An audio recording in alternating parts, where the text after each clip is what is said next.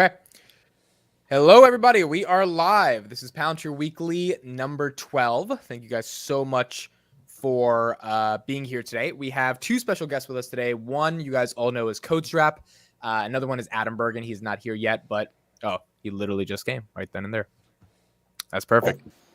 Perfect timing, Adam. We literally just started, and you.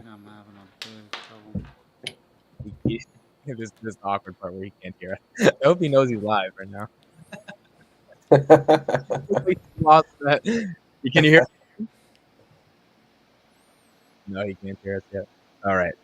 Let me wait till he gets adjusted. Anyway, we're here with Codestrap and Chris Patel, and we're gonna have Adam joining us. Let's start off the conversation with your week in the market, Codestrap. Let's start with you. How have you been dealing with Palantir? I'm just like I was saying earlier, I'm like 30-40% cash right now, so I'm just like waiting. It's not the only company I'm looking at to buy right now. There's quite a lot of. We're getting to that point where things are pretty much on sale. There's some really good buys out there, so just kind of patiently like waiting.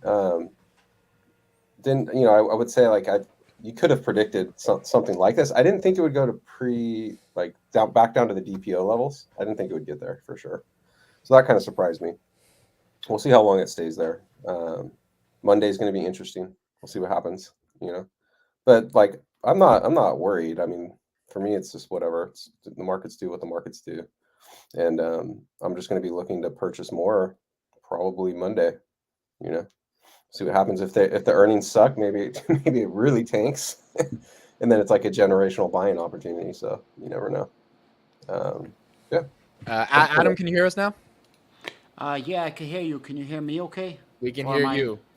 Am I fuzzy or can you see me okay? You're good. We can see you. Welcome to the review. You're here with us, Codestrap and Chris. And thank you so much. I'll ask you the second question I just asked the Codestrap. How was your week in the markets, along with you who owns quite a bit of Palantir now that it's below 10? Man, I've been getting absolutely creamed. Definitely at least another 100,000 I lost this week. I think I'm close to like nearly $2 million loss over the last big boy numbers. Yeah, But listen, it is what it is. I made a few good plays, and everyone's down. There's nothing to be embarrassed about it, and it is what you can't hide from the market. That's what ends up happening. It goes down, it goes up, and you got to do the right thing, Got to be in it to win it. Chris, how's your week been in this market? I've actually done okay. I'm not nearly as invested right now in Palantir as I am probably going to be in the next few weeks. I've been hiding out in energy with some covered calls that I've been selling, so that's been good. But even my covered calls right now, I'm down on because they've gone actually below what I got in terms of premium. So hopefully next week we start to see some better number. So here's the weird thing about what's going on right now. We're living in bizarro world, right? Where if the general economy's numbers come up like good, then things will crash because that means that the Fed is going to have to raise rates at a faster pace. And if things come bad, like if CPI comes up like really low, that's really good. And then all of a sudden now people are going to be like, oh yeah, we're confident and get start pumping again. So it's a weird scenario right now that we're in, that we're so used to right now, these quick bounce backs and these V-shaped recoveries, that right now with this prolonged downturn, there may be some, overselling in some really good tech names. Like I was talking to you guys literally like 5 minutes ago. There are a lot of companies that are oversold right now that are really looking attractive. Some of them are trading literally close to, they're literally selling for pre-pandemic revenues. So hey, do me a favor, Adam. When you're not talking, do you mind just muting yourself? There you go. Yeah, perfect.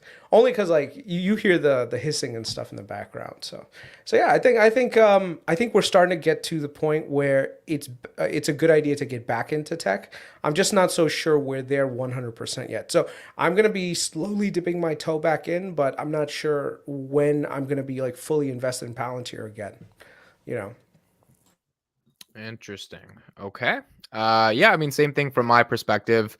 This is my first bear market that I've ever seen. I started investing in 2019, and 2021's euphoria, and now it's come crashing down. But I think at one level, we don't have to go super macroeconomic or anything, but I would be interested to hear from you, Codestrap, if you do have any opinion on this. I know you're more into the tech, and definitely from you, Adam. Oh yeah.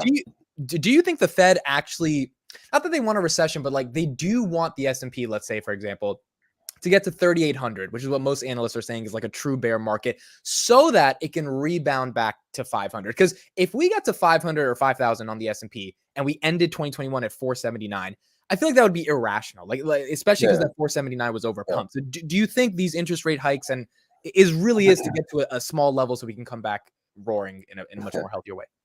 So the Fed really effed up in a lot of ways, because what they've done essentially is trigger a recession, and we are in negative growth territory now.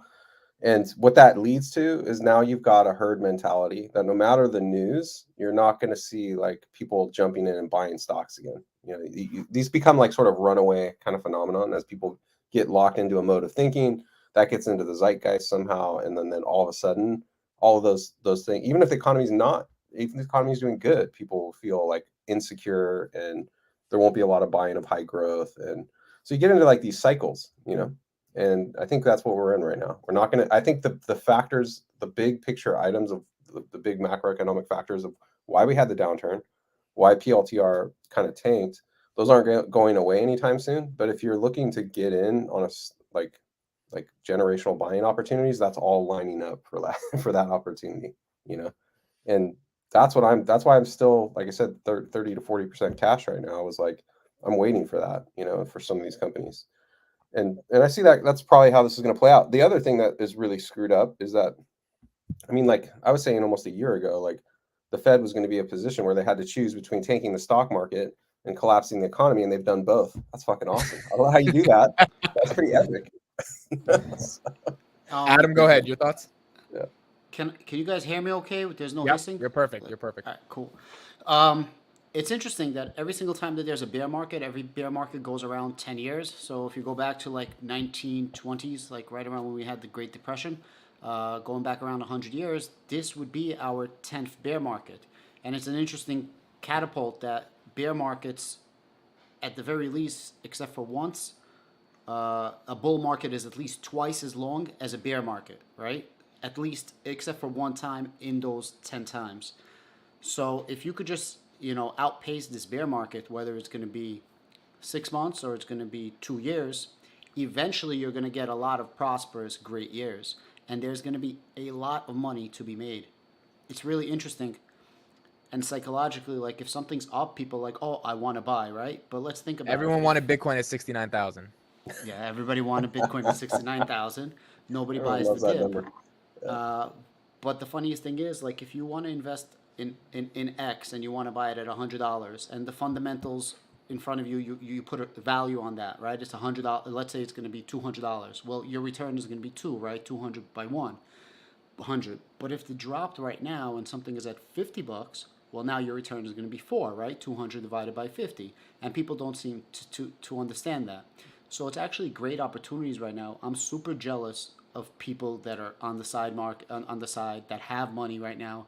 I honestly thought it was going to happen at the end of last year, but it seemed like it was just the beginning of our bear cycle. Yeah. And we got another 20% or so to go to get to the point, and I'm talking about just NASDAQ. I don't really follow the other indices. Around 20% to go to get to right before pre-pandemic levels, and I think that's possibly where this is going to stop. And DCAing down is probably a good thing. If you have 10K, just put in $100 a day until the 10K runs out, or just an example, just my point of view. The stock market is so interesting because pre-pandemic, everything was awesome. Pandemic happens, then the Fed pumps $7 trillion of liquidity to artificially pump us up. And I guess you could say understandably, because COVID, we didn't know what was going on. And now it's like the world just finds a way to come back down where it should be. Like we were never supposed to be there. And now we're about to get pre-pandemic. But if you played it right the past 2 years, people made a crap ton of money. But that's how the stock market works. You come right back down. And Codestrap, when he said 200 divided by 5, I did not need to use my calculator to confirm that the answer was. That's awesome. Yeah, I was going to ask. I didn't see. I knew you were drunk when you typed that, and I was like, this motherfucker's flaming me right now. Sorry, man. Had to do it. I want to give a shout out to Midwest Cannabis. Yeah, buddy. Yeah.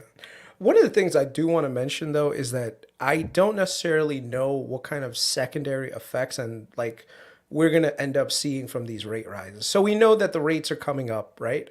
One of the things that I'm keeping my eyes on a lot is housing because what tends to happen is you usually have movement of money from one area and it goes into other things. So one of the things that happened, like let's say during the dot com bubble when everything was overvalued, things crashed, right? So the Fed at least had some levers that they could pull in that they were able to lower interest rates. So people started buying houses and housing went up and that ended up becoming a bubble.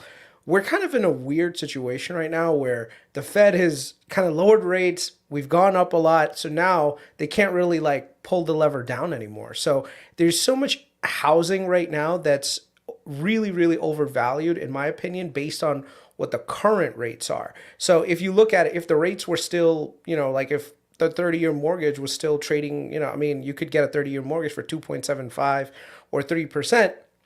It makes total sense where the housing prices are. But what you're seeing now is a rapid rise in interest rates. So that means that all new buyers, they're going to have to get huge discounts in order to qualify for a lot of these homes. And once those comps start coming in with lower housing prices, it almost turns into this super cycle. Like, so let's say I bought a house for like $400,000 this year. And I got a really good rate. I got maybe 3% as an interest rate. Well, if the interest rate jumps to, let's say, 5%, 6% in the next year or two, actually, it's actually at around like 5.5 right now for a 30-year. If it jumps to like, let's say 6% within the next year, what ends up happening now is that I need a bigger discount on the house just to afford it. So what ends up happening is that same home, now I'm going to buy for a lower price, which means all the people before that had the house at a higher price, the comps are going to come down. So now what ends up happening is it looks like you're down on your equity. Now, a lot of people are saying, well, I got a really good rate, so and I plan on living in this home for the next 30 years. Congratulations. I hope that works out for you. But one of the things is that no one can stay that long in a home without having some sort of life event come their way where they either have to move because of a job, they have kids, they have an issue with 7 years. I think 7 years is the average. Yeah. So if you have to move, now you're kind of stuck because if you sell, you won't get what you paid for it out, right? So if you're not getting, because at this point your mortgage is going to be underwater, but you have a great rate, you're beating inflation. But if you have to like sell lower than the price that you got it for, that ends up being really bad for the comps in your general area. If that's bad for your comps in general area, there's going to be a lot of people that are going to be in that same position. So right now, a lot of the banks, to lend you money at this rate right now with inflation, what it is, nominally you're technically losing money as a bank. So a lot of them are like really jacking up the interest But like rates when really you far argue up. that's actually a good use of interest rates, like the Fed pulling the lever, right, to be like, no. There's a national housing shortage, and that house isn't worth that, right? So we're going to crank the interest rates. We're going to dry up the buyer pool due to the standards that people have to meet now to actually get a loan. That's probably a good use of the interest rate lever on some level, right? And I like that. The only problem is if there's too much lever pulling, what ends up happening is you crash the economy. But That's what I said, man. No. But I meant they managed to blow up both. They managed to totally blow up both, and they had already backed themselves into a corner by not pulling the lever sooner, right? Yep. Because now it's like prime should probably be 7, at this rate, the way we're headed. So like, and the problem with that is now you really risk tanking the economy if you do that, Yeah. And so they screwed up big time. They should have cranked the interest rates sooner. I think the other problem was the money. Like, you don't just funnel trillions of dollars in the economy and go, where'd the inflation come from? Like, duh. Yeah, it's in the stock market. Like stocks are way overvalued. Yeah, because you gave everyone $1 trillion. Where'd you think that money was going to go? They couldn't go to the movies. They couldn't go on vacation. They couldn't go do anything. What they do? They bought fucking stocks. You should have seen the search terms during the pandemic for like investing. Good point. Right? It's a good point. So, dude, yeah, the stock market's overinflated, but like, who caused that problem? Adam, go ahead. That's the government. No, I was just gonna say that it's funny that Jerome Powell, he waited until he gets reelected, and all of a sudden the word transient that caused this whole problem Yeah. gets thrown out now that he's elected the second time, and Yep. he's straight rug pulling us, right? So for the longest Big time, time. they're like, "Oh, we're gonna get 25 basis points. We're gonna get 25 basis points." And if you look at it, you're like, "Nah, it can't be 25 basis points because we're actually getting more inflation than the basis points of 25." And then Yep. he mentioned 75 basis points a couple of days before this last meeting just to get everybody so scared. Then he says 50 basis points. Everyone got so excited. And then everyone's like, hold on, this is BS. Like, this guy is rug pulling us. He did this before. So it's very interesting. But you're right, man. Everybody Yeah. spent all this money for. And if you noticed, and you went into high-end shopping like Prada bags, Gucci stores like that, they literally raised their prices or reduced their prices to exactly $1,400 with taxes, right? Because people and now that people need the relief, they don't have the relief because they spent their money on stupid shit. And Yeah. right now we're in this recession, which we're currently already in the recession, and we're only going to find out in the next quarter. But we're already in the recession. This is the We're in second it. quarter Yeah. we're in. Recession's here. And this was the risk, and this is why it's not cool to have a stock market driven. Like, your economy shouldn't be led around by what Jerome Powell says every fucking day. That's just horrible policy. The other side to it though is like the fact that they have effed the economy. Our economy was growing like crazy pre-pandemic. And Yeah. all they had to do was not fuck up, just stick the landing on COVID. That's all you had to do. Stick the landing on COVID. Everything would have been fine. We would have gone on that growth track. And it's been bad policy after bad policy after bad policy. And they finally have killed the goose that lays the golden egg. They've managed to do that somehow. I don't know how, but they fucking managed to do it. But the good news is, if there is a silver lining here, is that our technology sector is fucking awesome and it's strong. And like, as long as we don't strangle it to death, it will lift the American economy as if government would just get out of its damn way. And like in a lot of other sectors as well, we have the most robust, powerful economy in human history.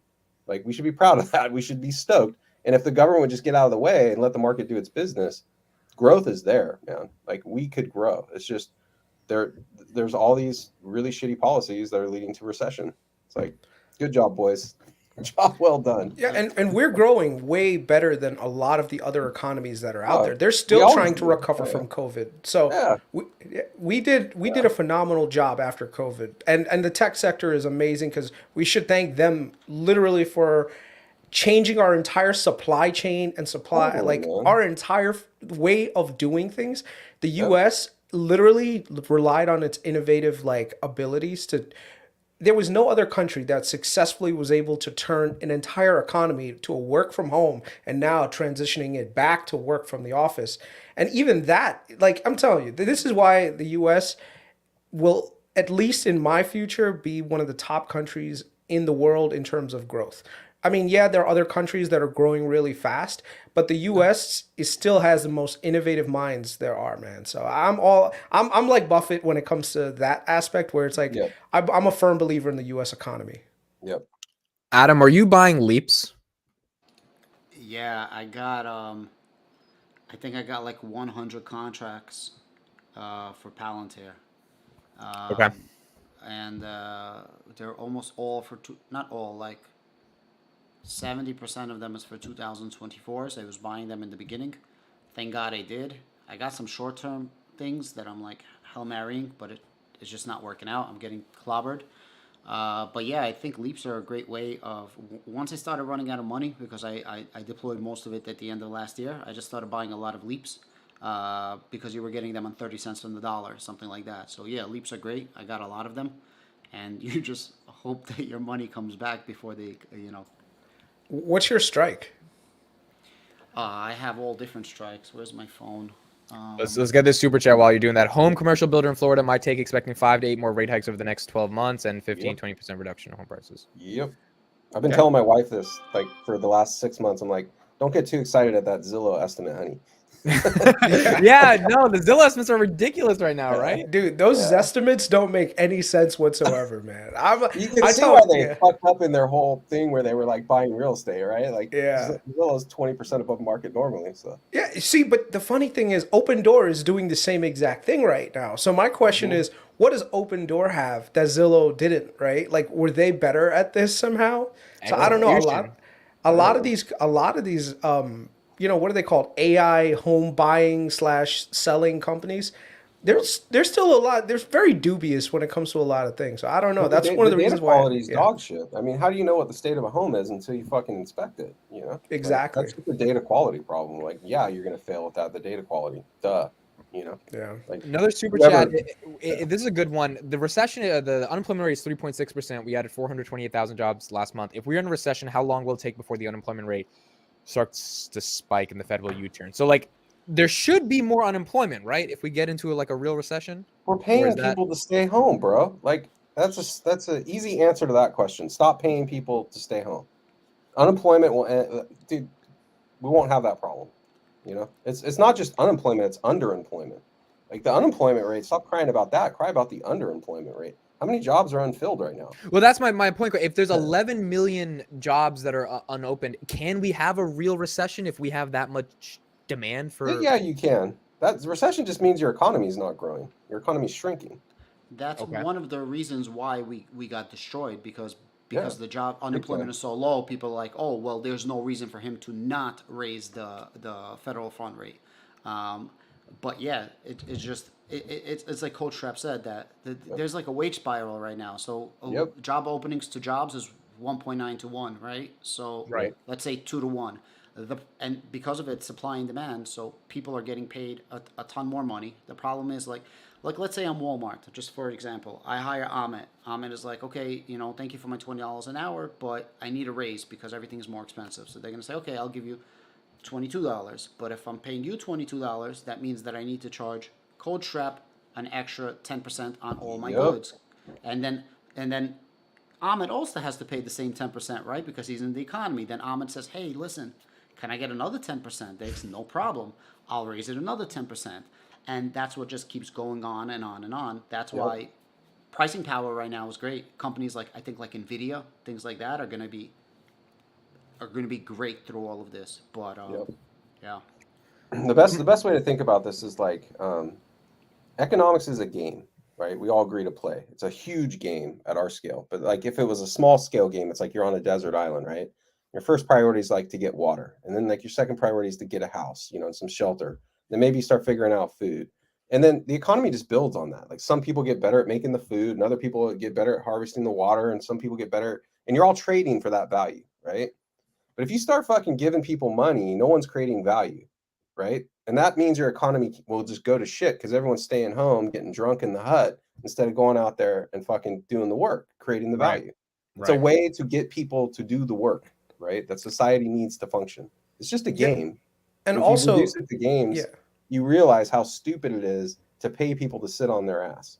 And it's not only that, but you're taking away a lot of the liabilities that force people to go to look for a good job anyway, like housing moratorium, rent eviction, rent forgiveness, like all those things that motivate Where's a the person value to go. creation? You're just Yeah. printing money with no value creation. Elon had that quote on Joe Rogan. He was like, "You can't make things." What was the quote? It was an iconic quote. It was like, "You don't make things without having the things," or something. His point was just like, you need people to do shit to get things done. Yeah, exactly. Guys, the mematorium, Cheaps, I'm sorry, he was about to do your super chat. No, you're Cheaps, good. You're good. I'm sorry. gonna get to it right after. You got it. The mematorium. So I did a little bit in real estate, and it's so frustrating. And the best thing you could do is try not to pay too much attention because you could lose your mind. I had somebody that moved into my house, brand new house, huge lot, 85 by 135. This is in New Jersey, Amit. You know that's a huge lot. Where in Jersey?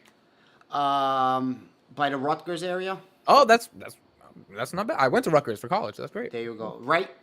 Let's just say within 1 mile of that area, so I don't get too deep, but you understand that area, right? Yes. 85 by 135. It's a big lot, man, over there. Like it's a big lot. And I got it renovated, moved somebody in COVID. I got paid partial rent for 3 months. I have not received another rent payment. She owes me near $40,000. Go to court, right? I finally, the courts open up in September. Then they extend it till the end of the year. I finally go to court on February. And the moderator, the mediator is like, listen, you're saying you don't like the house. He's saying you're not paying him. Why don't you leave? I say, okay, no rent February, March, and April. She has to leave April 15th. Obviously, April 15th, she files for an extension. I'm like, look, this is so absolutely... So the reason why I blew my load on in December is because I knew I always had this real estate property that was going to take me out of any margin, any debt that I borrowed, right? I calculated right. I got a plan B, I had a plan C. How do you calculate for lazy ass mother effers living in your shit and the government is okay with this? It's okay with it. And you can't get angry because everything's harassment, so I have to really be cool about it. And you can't get tight because you could lose your mind. Exactly what you guys are saying. That No, that dude, I've been thinking a lot about that same problem, and that's what's called societal breakdown. When shit like that starts happening, that's when the wheels fall off of society. You don't get to have a functional society if you do shit like that, because people aren't going to show up. Dude, what incentive is there for me as an entrepreneur to invest a goddamn thing? I'm just going to go get a fucking gun and go rob a bank, man. Because like, why not? You know, if Dude, it's like a meteor's headed toward the Earth at that point. There's no more rules. Who gives a shit? You know. It's happening around the city too in New York. People literally, I cannot tell you, there's a Target right by my hospital. People just walk in, they take what they want, and they leave. And I've seen it in broad daylight. Like literally, civilization-ending ideas. Don't prosecute shoplifters. Yeah, That's a civilization-ending idea, you dumb mother effers. You know, and like, they get Chris, and they get mad at you. I'm from Brooklyn, so they get mad at you if you tell them anything or you make a comment. Jay. I was literally in Petco the other day, and they were getting into a fight with a guy that had a bag full of Petco stuff, and the guy's like, "No, I brought this in," and they're like, "Yo, we see you here every other day." It's the societal breakdown. It's you feel like a criminal if you're working hard in this world. You feel like a criminal, bro. Like I see. Well, because when people say billionaires shouldn't be allowed, then you feel like a criminal for working hard and becoming a billionaire. Yeah, bro, and then you see Ahmet working his ass off trying to build the channel, trying to build his company, trying to do the right thing and do the right path, and I'm like, yo, this is bullshit, man. There's plenty of places that don't have billionaires. You're free to move there any day, dude. You got a U.S. passport. Go. I like this conversation. We'll get back to it in a second. Let me just get these super chats in. Supply chains are decimated in the production industry. Yeah, your little Zoom business may be okay, but people who make things are crushed by supply. Adam, any response to that?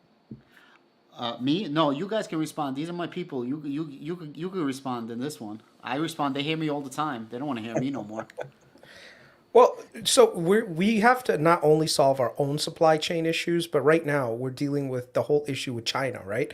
Like we can control our own selves, but we've shot ourselves in the foot over the last 20 years by moving all of our supply chains outside the US. So what happened was we were always like, oh, the Chinese are reliable suppliers. We can always just grab stuff that we need from them. Well, this pandemic showed us that, hey, there's a limitation on how much you should offshore your shit. Maybe we should actually build some stuff in this country like we used to. So there's definitely a huge move to reshore things. And I think that's one of the causes of inflation because, you know, the cost of things have to go up in order to support that. But I'm going to say this real quick because Chris, I'm going to let you continue. Do that? Like, wasn't that Tesla's strategy too? Like to own their supply chain? Let me read this because you guys are both basically answering this super chat as well. If the supply chain issues continue, add more hikes, how do we think it will affect the retail market? Chris, you're basically saying like shit's going to get more expensive, right? Yeah, I mean, things are going to get more expensive, but if interest rates start to come up, that's gonna end up controlling price rises because what's going to happen is there's going to be a lot less people likely to invest in building more factories because the rates are so high for them to build another factory, right? So the thing is, they're going to say, okay, well, you know what? Instead of building this additional factory, which may not make sense in terms of a margin. If my margin is 10% and it's costing me 8% to borrow the money, you know, if you're getting a corporate loan, then it may not make sense to build this other factory, right? So what ends up happening is that competition goes down, which means that people are not going to have jobs, which means that the prices will come down. So a lot of this stuff ends up being macro level like controls that the Fed is putting in just to you know, like get us back under somewhat control. So I think there are other economies that have done okay but not so good. Like, all right, so an example of someone that did a ton of money printing that never helped was Japan. Japan, they've literally been printing money like crazy. If you look at their GDP to their debt to GDP, like it's crazy. It's like 200 something percent. But the Japanese, they have a shrinking population. So with a shrinking population, you have less people out there, less workers. We're still growing, but even our birth rate is starting to slow down a little bit. So I know a lot of people are saying, actually, if you look at it. In fact, it's actually like the immigrant populations that we bring in. Like actually, and I'm not talking about illegal or anything like that. I'm just saying that like people who move to the United States and are new residents tend to have more children than people who've been here for a really long time. I don't know why that is. Of But, course, like, because nobody wants to smash because they're freaking on their computer all day long playing these stupid games. I never know, coming right? outside. It's probably what Honestly, it is, bro, man. Metaverse, No one's baby. going out to doing the this. club. No one's Yeah. going dancing. No one's learning how to do the romance Straight, thing. You know, they're straight all just up. on the computer, No, man. nobody Yeah, has that- social skills. Dude, that's why I was so disappointed in Amit right here. Amit's like, yeah, I don't give a crap about girls. I care about What? making money. Yeah, Amit, he was on Twitter yesterday. He was Well, the like, only look, reason I wanted to make money was to get girls, man. What's wrong dude, with you? when I was 16, I was trying to finger bang everything I saw, bro. Trust me, Amit, you need to get on this game, bro. Only Get some finger of this. bang? You just want a finger action? Dude, I That's it? kept my expectations low. I know what I could have got at the time, all right? I was a 5'2" little chubby Indian boy, okay? That was the best I could do at the time, all right? To me, that was the moon, all right? So I grew I'll be right out back. of I need that. more alcohol for this. This is fun, dude. I need to Yeah, get the I ball. grew we out can of keep it, talking- but we can talk but- about this for a minute. But bro, we need Chris, some mini Amits, bro. Chris, when did you lose your V card? Nah, when I was in the military, the army, Okay. dude. Makes sense. Yeah, that. Adam, when did you Dude. lose? When did you lose your V card? I tell my girl she's the first one, so I'm not gonna answer that one. You see that? That's my He's answer very. all the time. When I met my girl, nah, dude. Yeah, well, that's the best answer. See, I Dude, lost my V- wife just walked in and she gave me the looks. She's like, Gave you the look right when you- This is in trouble. I lost my V card in high school, and I enjoyed my time in high school losing my V. I mean, it got to the point where I was a junior, and I would see a commercial of a girl, and I just like the hormones would go. So like by my junior year, I was like, I need to get this done. I went on a mission, and I wasn't the most attractive kid. I didn't have the hair, I didn't have the beard, so I had to talk. I had to like use my gab to get a girl. But no, and so my point around not going into and you all are at least a decade older than me. I would love your advice here. Is I want to be a billionaire. I want to build a really big company, and not because I want the money, but because I genuinely want the legacy and impact of building something monumental. So, do you think that that's worth the trade-off of sex and girls right now, or do you think there's a balance you could have while you're trying to build something? Bro, You there's can no definitely balance. get girls and make money, bro. It's not. you But can in the walk into, like- process of trying to build a startup, which you know, Codestrap, it's Oh like yeah, no, that's to take something from impossible. 0 to 1, right? Like my whole thesis is it's so distracting to even have that in your life. I'd rather just be like, it's gone and I'm focused. You can't. Yeah, I mean, if you're trying to say like, oh, I want to start a family, build a relationship, get married, find my soulmate, cultivate that relationship, that's work, man. Like in terms of like, it takes focus, I think I have a good answer for you, Amit. So, I got my first child right now. Like my son, he's 7 months old, thank God. I'm 39 years old. I spoke with you a little bit on a video call. I'm not the most successful person in the world, but I'm okay. I worked. You're doing pretty damn well. People don't know too much Listen. about you, but you're doing well. I'm not me, Kevin. You know what I mean? But I do okay. But so I worked 14. I came from the gutter, immigrant family. Came in when I was 1 year old. Very similar stories on it. That's what I said when I was talking to you. I feel you. I see how hard you're working. And if I had a family back then, I would not be doing so well now. So if I could change places, I never would. I rather have had a family now, when I can talk about these big losses and still do okay. Right. Because if not, I would be investing and there's nothing wrong with the numbers I'm saying, but if I would only have 1,000 or $5,000 to invest or 10 grand, you're never going to make it to that next level, right? So I'm investing in Palantir and I'm hoping that I'm going to clear 8 figures on that investment. Whether I do or not, I have no idea. But I wouldn't be in that position if I had a family at the time. So I actually broke up with 2 girlfriends at the time. And I made them better, right? I made them go to college, get a better degree, things like that, right? And I said, listen, I got to concentrate on my business because I never had any money. So then when you start seeing a little bit of money, you're like, everything else is bullshit, man. And that's what you need to do. So that's my personal opinion of what it is, bro. You'll have time for a family until you're 30 years old. You have 6 more years. Don't even think of nothing at all but making money, bro. It's not worth it. Just think about your business and don't think about anything else. I would say this. If you're young right now, you're 24. I was your age, I was 24. it's not about finding a woman or a person. It's about finding the right person. I'll tell you, my wife right now is what helps me build me up. Like literally, she is that support. She's in the room. That's why he's saying. Yeah. that. Dude. I'm not. I don't care about the doghouse. I've been in the doghouse plenty of times. No, it's fine. This is like, dude, I'm just trying to See, like gets bro, I've been- my I've been- wife. She builds me up, bro. Bro, I've been living in the doghouse like for the last 5 years. I'm okay, bro. I built my own doghouse, but I'm okay with it. Stop. Come on, man.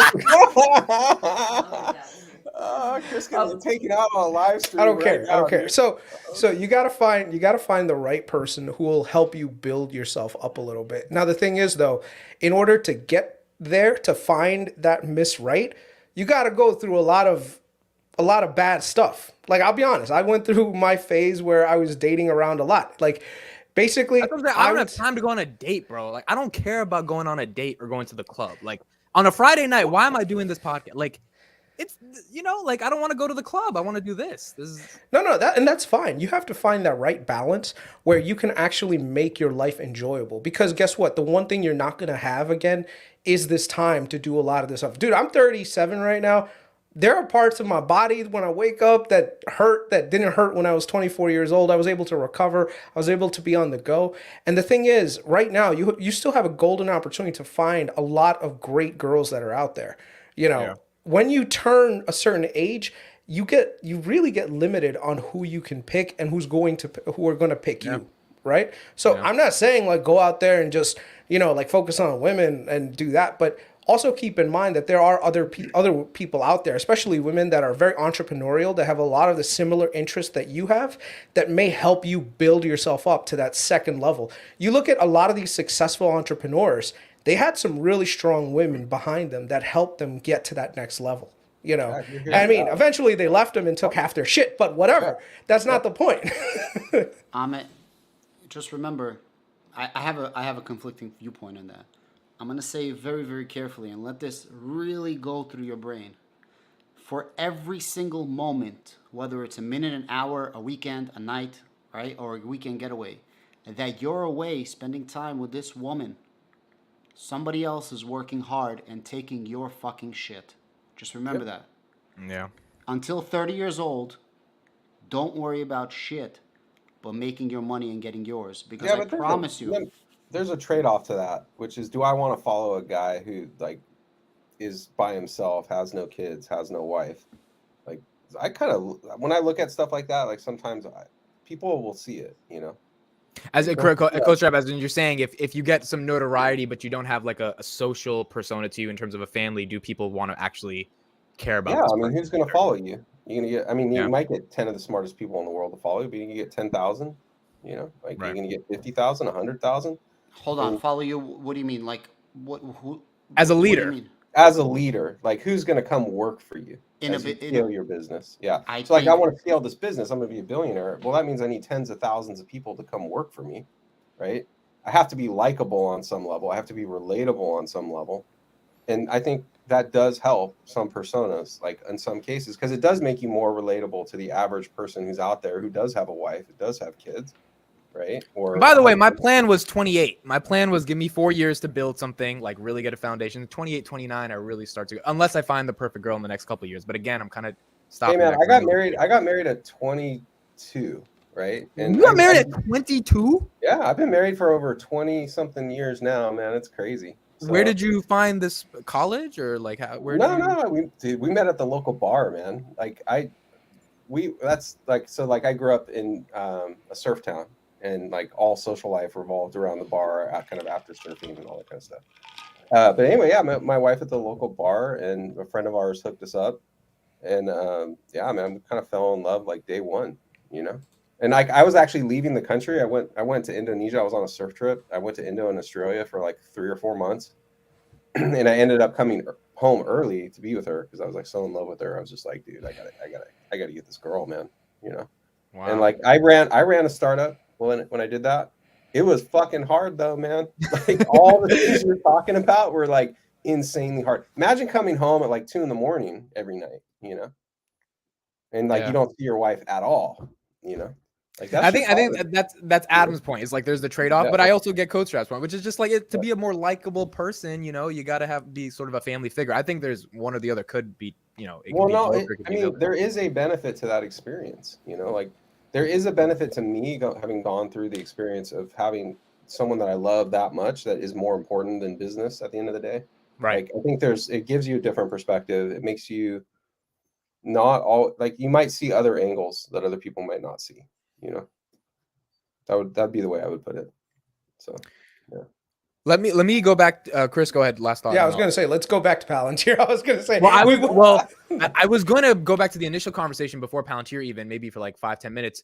The behavioral economics of incentives and human behavior. Like, so are we becoming a society that is too empathetic to people that by giving them unemployment and not giving the incentives to work, or are we generally or do you think we're dismissing something in the conversation that there are sort of structures in place that have made people be in situations where they're not able to work, and as a result, we have a collective obligation to help those people? How do we kind of balance the unemployment issue with human incentives? Because everyone, I think, agrees here there needs to be an incentive to work. It's easy. Just do what the rest of the world does and don't pay them. It's amazing thing how you have a roaring economy and all these jobs that are open, how quickly they'll be filled if you stop paying people to stay home. There's no balance here. It's just stop doing stupid shit at the end of the day. Yeah, and make liability an issue again. Like stop like literally letting people skirt the liabilities that you normally have to deal with as a human being, whether that means food, shelter. I mean, dude, what motivates people more than food and shelter? Yeah, that's amazing, right? But if you give them food stamps all the time and you give them housing all the time, guess what? You're going to create a generation of people that don't want to work, that don't want to do anything. Bro, I lived in Costa Rica for almost 7 years, and one of my friends down there, a good friend of mine, didn't even have, his floor was dirt, like he didn't even have tile floor. His floor was dirt, his kid worked harder than most people I know here. So like, bro, we all cry. We're in California. They're trying to pass a 4-day fucking work week, dude. Yeah. Right? Yeah. So like, are we really having this debate about why people are staying home? Make them work. Stop. Remove the safety net. Get to work, motherfuckers. You all got backs. You all got strong backs. Maybe stronger than most because you're carrying around about 50 extra pounds because you live in America, like me. So go get the fucking work. Adam, any thoughts? No, we'll move on. Yeah, it's just we too entitled here, but not entitled to good stuff. Entitled to just be lazy, man. Our society is lazy, creating zombies, and it's not just the unemployment. It's people in school right now. Like you're incentivized or de-incentivized to do anything. Like they did away with the regents. They did away with the SATs this entire time. It's crazy. And dude, I'm just going to say this and then I'll stop. One of the things that in New York City, they're becoming real stupid with is the education. Like, they're taking away specialized high schools. Guess what? They're like, oh, it's unfair. And I'm like, dude, for an immigrant, dude, that was one of the only ways that you could go to a decent school, which was being able to test and actually provide yourself and getting an education. Now we're stuck in a place in New York where you're literally just stuck based on the zip code that you went to. And that's the school that you're going to go to. It's literally, right now, New York has this almost like two-tiered system. If you're rich, you get to go to private school. If you're poor, you have to go to the bad neighborhood local school that you grew up around. And there's, for every one good school in New York City, there's about 10 bad ones on the public school side. So literally you're creating like a it's such a messed up system that they have in the city. The one escape that you had was that you could actually go to one of these specialized high schools if you did really well on this test. Well, guess what? The Asians and white kids did really well on those tests, especially the Asians. Guess what? Now they're like, well, you know what? Because of diversity, we want to give other people a chance. So they're doing away, instead of making the other schools better, they're just doing away with the test. And now they're just like, all right, everyone gets to just randomly go to whatever school they have. So it's a sucky situation. What's funny is though that reality will eventually course correct it. It's just at what expense, So like, and this will get corrected. So like, what ends up happening as a result of this is we print money. Because productivity goes down, Americans don't want to lose their lifestyle. They don't want to lose their welfare. They don't want to lose their benefits. So we print money, right? But eventually the world will say, you know what? I don't want to back my debt with US dollars. I might back it with something else, you know? And the day that happens is the day the US economy just, we're Greece, you know, becomes austerity measures. And it'll be like something that happens overnight. There'll be no warning. There'll be no like, oh, we have, 3 years to prepare for this. No, it's going to be like you wake up one morning and the US economy goes to complete dog shit. It's dangerous. Like the game people are playing with this crap is so dangerous. They don't even realize. They think it's all within America's purview, all within America's control. Well, Vladimir Putin proved that no, not everything is within America's purview or America's control. Those days are long gone. So we better wake the F up to like start thinking realistically real quick, or we're going to wake up one day and we're just going to be like, you don't have food in the stores. You're not going to be arguing about stock prices. You're going to be hoarding water. Yeah. That's the kind of shit that happens when you let stuff like this run away. But it will course correct eventually. Like reality gets a vote, and it doesn't matter all these stupid economists from Harvard with PhDs who say like there's no need to worry about printing money anymore, right? Inflation's bullshit. Where are those guys, by the way? Are they answering for that stupid? Bro, I got Chick-fil-A today.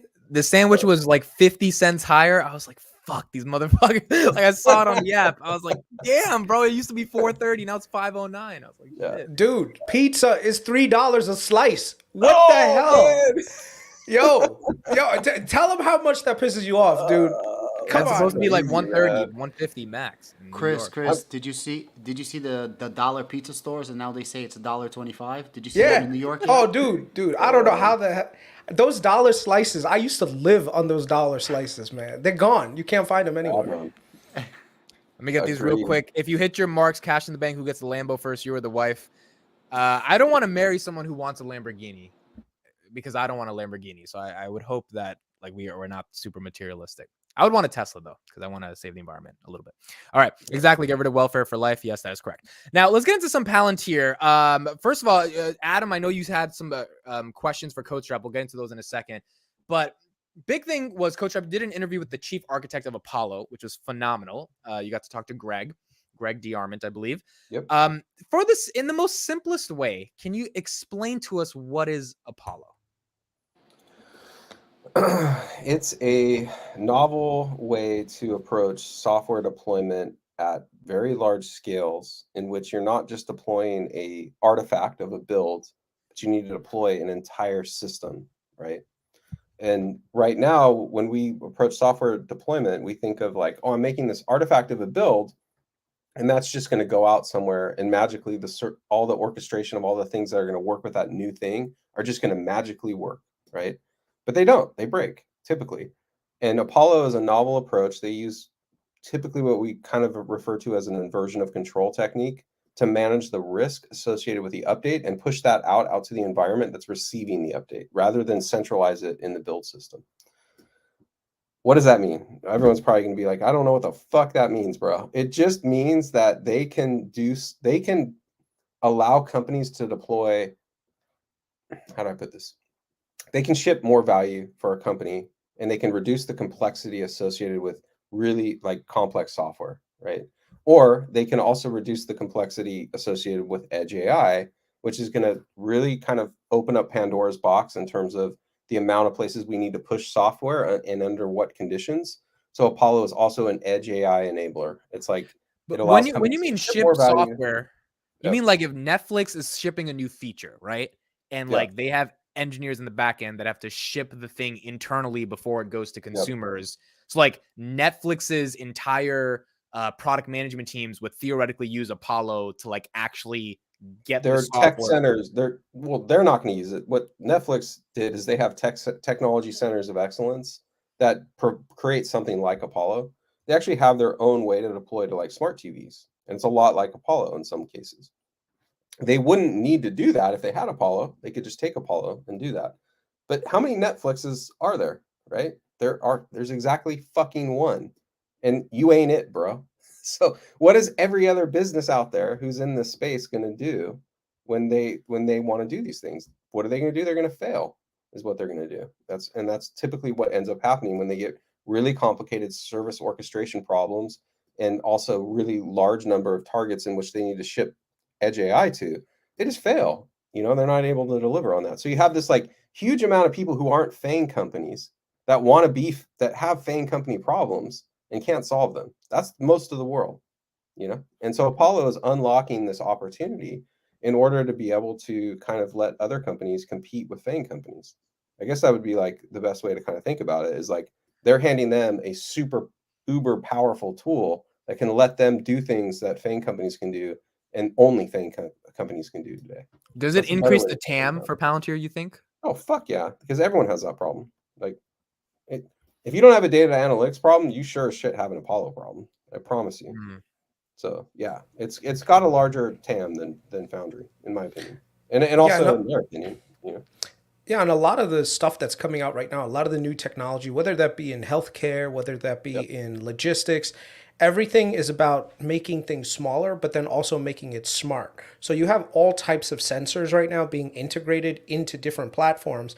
The thing is, though, right now there's no really good way to do orchestration for it. So right now, if you look at healthcare, right, every type of sensor you can imagine is coming out right now, whether that be diabetes tracking, whether that be heart monitoring, EKG, something called a loop recorder. All these things can transmit data and actually feed it back into a system. The question is, though, how do you upgrade the software on those specific devices Yep. without physically having to bring that person in and actually have them, plug something in and do all the firmware updates?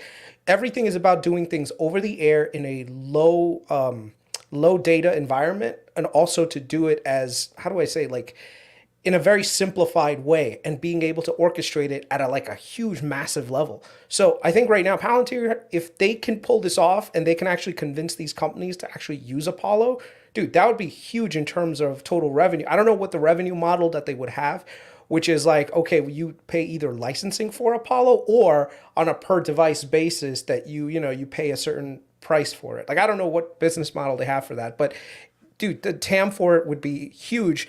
And believe it or not, Apollo's TAM could actually be larger than Foundry. They've said that. Yeah. No, Yeah. I believe I came to that conclusion when I learned about Apollo.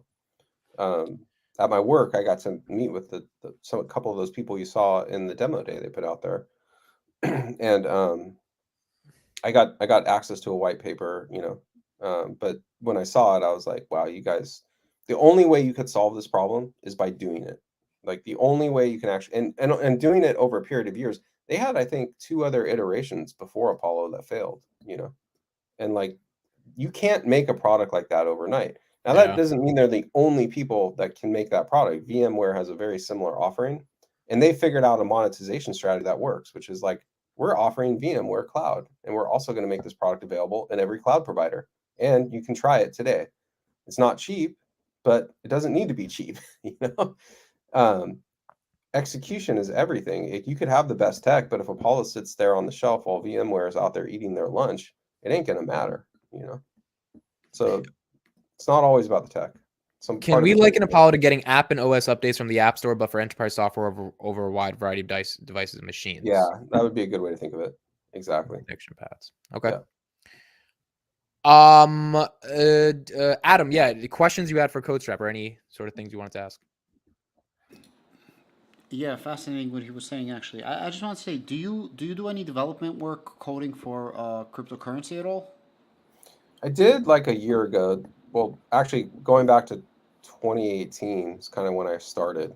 And I was working a lot just in with, what's the name of that, Web3, and like working with building like different types of wallets, and like figuring out solutions for like hosted wallets, and like how to build an app with wallets, but primarily using that library. And then that truffle stack, so like just setting up like a truffle stack to do basic shit. Um, and then recently I started experimenting with Coinbase's APIs, because I really felt Coinbase got something right, which is like, we need a wrapper, we need a proxy around all this shit. Like Web3 is esoteric and strange, and like the world doesn't work this way. The world speaks in terms of REST APIs. The world sort of isn't ready to like move everything over to MetaMask and all this other shit that you got to install. Like, why don't we just make an API layer that kind of wraps all this, and we have a proxy system where your wallet's hosted? And I was like, that's actually a good fucking idea. I know the debates around wallets you don't own and all that kind of shit. But in terms of like something that could be brought to the masses, like that's the right solution. People aren't going to go and fucking deal with all this esoteric shit. And that's what I found too, as I was like digging through it. I was like, it's actually really complicated. And as I analyzed Web3, I was like, this is the biggest pile of dog shit library I've ever seen. You know, I was like, the code's insecure. It's massively overbloated. There's too many contributors. We don't know anything about it. It's a massive attack surface. Like, fuck this. Like, and so like Coinbase got it right. And they actually came up with like a solution on how they could support any token on their system if it's wrapped in their APIs. That was really innovative. And it took a lot of work to get that off the ground. It took a lot of work to implement it. And so I was like, Coinbase really got the API and software developer experience right. And then what's weird is they abandoned it like the day they were going public or like started to plan to go public. They mothballed all their GitHub projects. They basically made everything unsupported. And I think they basically created like a walled garden around Coinbase. I don't know if that's part of their strategy or what, but like Coinbase all of a sudden decided we don't want to support open source developer community. And correct me if I'm wrong, if anyone's out there, like, but that's what I saw. And so I stopped at that point. I was like, well, if they're not going to support these things, and I have to go back to like MetaMask and the whole weird, you know, Web3. There's Ethers too, which is an alternative, but still under the same kind of problems. Like I don't want to be kind of working in that space right now.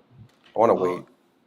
What languages were you using, if you don't mind me asking? Mostly JavaScript. So all that stuff's like based on JavaScript, basically Node.js. So if you were to develop on Solidity type blockchains, I know Solidity language is very similar to. I don't know the language. I wasn't writing smart contracts. Like I didn't start like doing that. So Solidity, you can learn pretty quick though. It's not hard, you know. The reason why I'm asking you and why I told Ahmed I really wanted to ask you the question is because when I get to, you're the first coder that I met, not crypto coder. So I'm asking you about crypto. But when I speak to my crypto coders from different various languages, I always ask them if they worked with a Palantir because I always like to. Right, coding is a big world. That's why I'm so interested to ask you. There's actually another language that's even easier than Solidity. It's called Reach, and it's basically a plug and play. Kind of reminds me, without knowing the technicalities of it, of kind of like Apollo. Like the developer can make his language in the program, and then that connects you to all different types of blockchains. And isn't that kind of what Apollo does? The developer builds on Apollo and it doesn't let you plug and play into other things? No, it's Apollo really does. It provides an abstraction layer over which is a layer deep. You're talking about the software kind of abstraction layer, and this is a layer deeper, and it's the infrastructure abstraction layer. So it's like, I don't need to worry about what cloud provider I'm running on or what, if I'm on-prem or not on-prem. It's abstracting away the servers that are actually like hosting that code and serving it out to the end users. And you're talking about a software abstraction layer through like a domain-specific language. And that's a layer above, right? So that's actually the workload above Apollo. Cool. Thank you. If that makes sense. Like, and also I would encourage you to learn about Cardano. Like, they have the best domain-specific language for transaction processing that will stop a lot of the exploits we see today with like Turing complete languages. You know, Solidity for all its merit can cause Haskell language. What's that? Cardano Haskell. Well, that's a level below. They also have, what's it called? They have a domain-specific language above that. It starts with an M, and I'm totally forgetting the name of it. But it's been used a lot, I think, in the banking industry as like a way to specify how transactions should happen. But you can't do anything you want. It's a domain-specific language. It's finite. There are like specific paths you can take. And that's really good when you're talking about blockchain, because a lot of the hacks that happen and a lot of the like things that cause people to lose millions of dollars is because some developer somewhere forgot a comma or did something fucking stupid, like forgot about leaving memory open or whatever it is. And so like these DSLs, Marlowe is the name of the DSL they have. Marlowe? And that's, Marlowe. And it makes it really, you can even use a visual editor to like build a full, complete like smart contract with Marlowe. And so that opens it up to being like formally verifiable, like on the spot. And we need, like, if we're going to be working in a space in which billions of dollars are exchanged, every ounce of that code has to be formally verified. If you don't formally verify that shit, you're stupid. And that's what I've seen lately is like people have forgotten that component of like what makes banking systems so awesome. It's like we know that code does what it says it does and nothing else. you know, Wild, wild west right now with crypto. That's the whole big point. time, But people big love time. it, you know. But they're gonna learn, you know, whether it might not be today or tomorrow, but give them a decade, they're gonna catch up because there's a lot of talented people that are coming out and learning it. People like you that have development skills come on and they're like, you know what, we could do it a Yep, little bit better. You know, bring CFI yep, onto DeFi.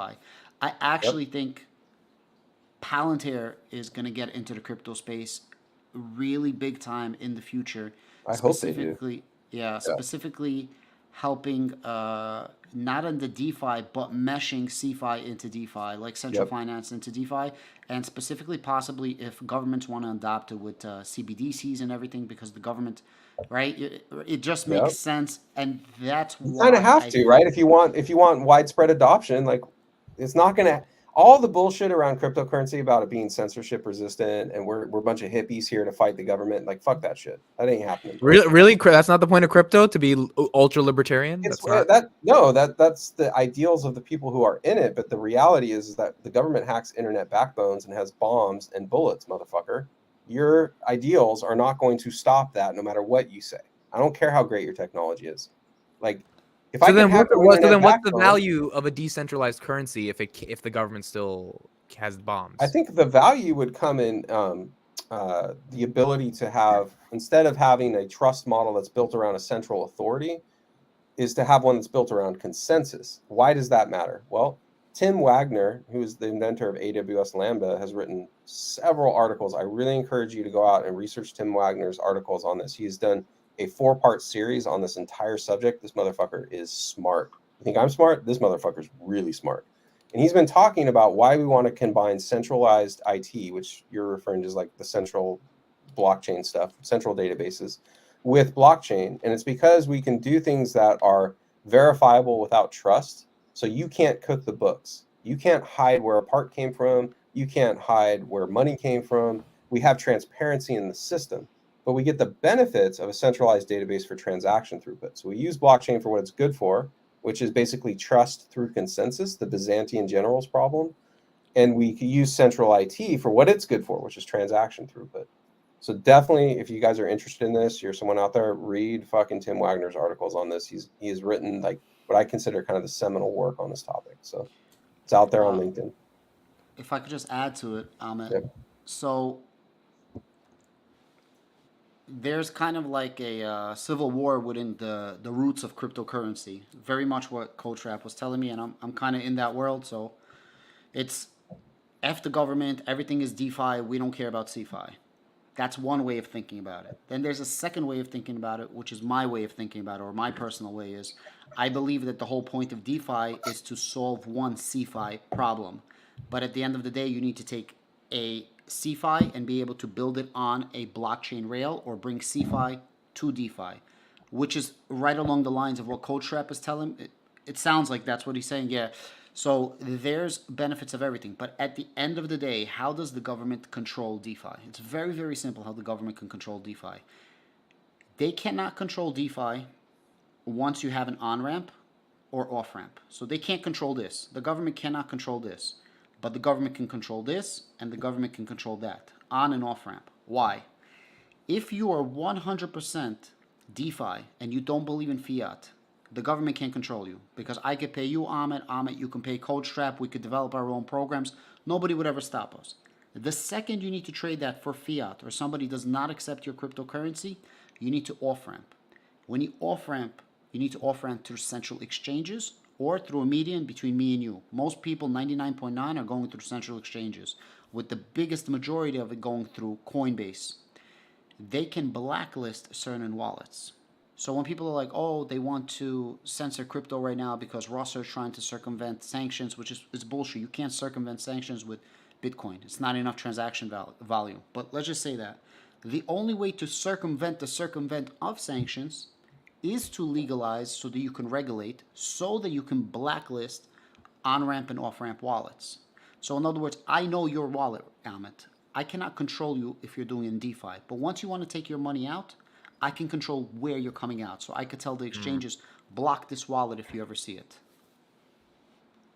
Yeah, and also at the same time, companies like Palantir can actually, being that they're in the data analytics space, can help track down what wallet is actually going through. So I know even in the money laundering space, that's one of the things that Palantir is really useful at, which is moving from one wallet to another wallet to another wallet to another wallet. They could do that over 1,000,000 times. The question is, where's that end wallet going to? Well, companies like Palantir, who are amazing at data science and data analytics, can actually track that the entire way and find who it is. And guess what? The one thing that the government has that no one else does, they have a monopoly on violence. So at the end of the day, they can come right to your door, knock on it, and say, "Hey, got you." I mean, Yeah, they could. crypto's a godsend for that shit. It's because every transaction is transparent and there's no court orders that need to be got. You know, like if you guys think that you're out there anonymous on crypto, you're fucking stupid. My mom worked for the National Security Agency. Let me tell you how fucking stupid you are.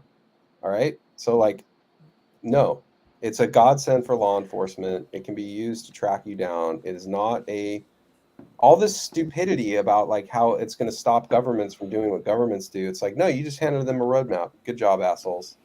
Yeah, and what's funny is people don't realize, believe it or not, cash is harder to track than a lot of this You know stuff. who figured that out a long time ago? Drug dealers. Yeah.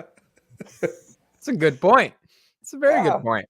And which is why crypto is kind of scary, because what if the government decides to get rid of cash and force you to use a digital currency? Yeah, and I mean, look what happened to Silk Road, right? Silk Road was huge when it comes to all this illicit money, but the government didn't have to like go and find where you were hiding the money. Like, dude, they're still looking for the money that I think Jimmy Hoffa like stole or something, or I don't know. Like, but guess what? Crypto, they could find that in a heartbeat. Right now, the government's takes 2 got how many seconds. bitcoins? Yeah. The government's got how They many can't- bitcoins right now? That's what I'm saying. At the end of the day, they can always. Crypto's a terrible way to hide transactions, and the second you need to take your money out, you're Yep. screwed. So you can always keep it on your little hard drive, right? You can keep it here. You can have $1 billion here. What are you going to But do you with that? can't. There you go. So unless I can find Codestrap and be like, yo, I'll give you this thing, build me something. Okay, but there's only so many people that'll bring you food if you give them a little USB, right? Eventually you need fiat. For now, maybe in 20 years from now, but I believe that that's what the government is working on specifically with Palantir, so they can track this a little bit better and really be able to blacklist on-ramps and off-ramps of wallets. And I believe that's the whole Palantir cryptocurrency. And this is when you're going to have the CBDC actually going. And I think Palantir is going to, and I even know what crypto companies probably are going to get that contract, because they specifically say we want to work with governments, we want to work with so I actually think it's going to be Algorand blockchain. I'll just tell everybody that. And there's a very, very smart MIT professor, Silvio Micali, who's been in cryptography from early 1980s, and he always says, "I'm doxed." And you have finality in 4.5 seconds. That's going to go up to 2.3 seconds right now with 10,000 transactions per second. That's going to go up to 45,000. So if you want to compete against Visa, MasterCard, Discover, and all those, you only need around 6,000 transactions per second. So he says, I'm doxed. I want to work with governments. Let's make this happen. They actually just got the contract for FIFA. But and I think that Palantir is going to play a really, really big role, crucial role. And it seems like, And it's at thinking $9 something. right now. So Do my you guys God. watch? Do you guys watch Billions by any chance? Like the TV show Billions? I haven't You saw watched the it. last episode where Mike Prince had like all this, like $3 billion worth of crypto on these cold wallets, and guess what? They entered it 10 times, and that money is locked forever, like just destroyed. So that's one of the risks that you're taking when it comes to crypto, man. You know, what if you lose that hard drive? What if you lose that thing? So I don't know. But on the other hand, it's a risk, but it's also a huge reward, right? So at the end of the day, you need to copy down your seed phrase, which is going to be somewhere between 12 or 25 words. You copy that down. Just think about it. You can keep it anywhere, under your mother's floorboards, underneath your sneaker, right? Anywhere. It's literally a piece of paper. If you lose your seed phrases, that's on you. And that's the whole point, Amit, to answer your question about this whole decentralization. It's on you. That's the purists, that we don't need a bank to secure our information. But we all know that the "it's on you" model doesn't scale. You know. Yeah, and Why also not? And there's a huge amount of risk. Like, let's say right Well, now we have 200 years of legal framework that says the it's on you model is A, prohibited by law, B, will not scale, and will not be tolerated by regulators. So yeah, that's why Can I? Coinbase's approach for hosted wallets and the proxy system is going to be the one that wins in the end for Western democracies that allow for, Ultimately, a centralized platform that facilitates some level of decentralized finance. yeah, yeah, Like exactly, OpenSea, exactly. right? Like that's Yeah. what you're saying. Like if you had your NFTs and it was the on you model, it wouldn't work. You need an OpenSea that's like an Amazon for NFTs to make shit. In my opinion, I could be wrong about that. It depends on the way the world works too. Like by meaning that like things can go to shit in the United States, and maybe the it's on you model works because institutions crumble and there is Right. no central trust.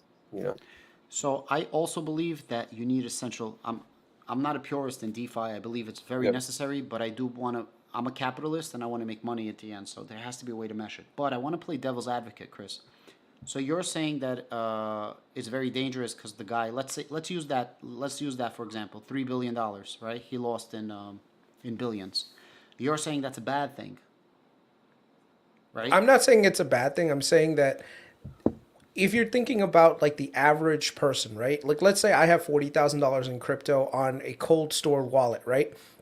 And I'm walking down the street, something happens to me. Guess what? My family now might need that money to survive. Where if right now it was in a bank, they could inherit that money. With this, if they don't know my that seed code, that money is gone. It's going to be permanently locked away. So the question is, from a risk perspective, for the average person, how likely is it that they're going to keep a substantial amount of their wealth in something like that can be easily pretty much taken? Accessible. Yeah. But at the end of the day, it's also kind of is the purest form of economy. So the more that's lost, that's why it has a deflationary measure. Yep. Actually, deflationary measure is there's a cap. It's a Yeah. hyper deflationary measure because there's a burn to it, whether it's lost or there's an actual physical burn, which a lot of crypto ecosystems have, which is kind of the solution to what's happening right now in our economy and why we're going to shit. I was So I just going just to want to say play the same devil's thing. advocate. Yeah. Let people fail. But we have 200 years of history that says let people fail is not a viable model. Not the least of which is because you have politicians who are not going to allow that to be a viable model. So, bro, I hear you. You're technically right. It's like Ayn Rand. She was technically right. It doesn't matter because that's not the way the world works. It's a great it's a great social experiment that we're living in front of us. And don't Yep. get me wrong, I'm not the whole Yep. crazy DeFi thing. I'm just giving an example. Yep. But No, that's a good I point. want to say one more thing and we can move on. But so I have a larger crypto channel than I do this channel, traditional finance. So I'm Nice. kind of in the It's crypto in world. it's in the description. 174 people. Shout out to being here. Chris, Codestrap, and Adam are in the description. Please check them out. Shout out. I have a couple of subscribers that literally says, Adam, listen, we left your information with our family. If anything ever happens to us, can you please just explain to them how it works, how to put in the seed phrases? And they didn't give me none of their information, like at all, but they just said, we have instructions that told somebody to get in contact with you because we trust you. For whatever reason, I didn't ask nobody.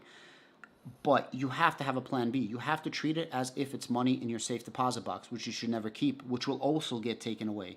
So cold storage wallet is a safe deposit box. And a Coinbase wallet, for example, would be your every single day transactional type of wallet. That's my personal opinion. Yeah, That's I mean, how a lot of people are doing it. And that is reality for a lot of people. It's Yeah. not just your personal opinion. That is a viable model that's being used today for a lot of people, for sure. What I'm saying is that for mass adoption, like that will never be the Visa. Hello, That will everybody. never be the Welcome to MasterCard. So that's I lost my credit card in college and I called Bank of America and I got a new one in a week. So, I mean, that from the consumer perspective, it's like having that central exchange to be able to do that is important. Yep. So yeah, I think it's a very interesting conversation around the decentralized aspects of finance being mixed with CeFi and sort of the role that it plays. And again, as you said, Adam, over the next 10 years, it's maybe that idea of calling Bank of America and they get it back. Maybe there's a decentralized way to do that and it actually scales to consumers. And we'll see. Can you guys see how Apollo though is a major decentralizing force in and of Yes. itself? Yeah. Yeah. That's what attracted me to a lot of Foundry and Apollo together was like I'm a huge fan of decentralization, by the way. I don't like centralized authorities because I believe they have outweighed influence and they can like create macro conditions that aren't beneficial to anyone but themselves. I kind of like competition. Competition makes things kind of cool. That's why we have antitrust laws, right? Like we like competition in this country. We root for the little guy. We root for the underdog. I love that Palantir's products have this massive decentralizing sort of force behind them. When I put out a video today about like ontologies and like how ontologies could actually be used to power apps that span multiple organizations. Whereas today, like kind of everything is siloed within the central IT of one organization. The cool thing about if you speak about things in terms of a graph and you all talk about the same entities and relationships in that graph, you could actually have apps that like work across multiple businesses like through a consortium model. And that also has a decentralizing force. So I no longer have to build every aspect of my business. I can work natively with companies that maybe specialize in finance or maybe specialize in HR or specialize in other aspects of my business. And I can just focus on building shit. Like if I'm an engineering company, all I want to do is build shit. I don't want to do these other things.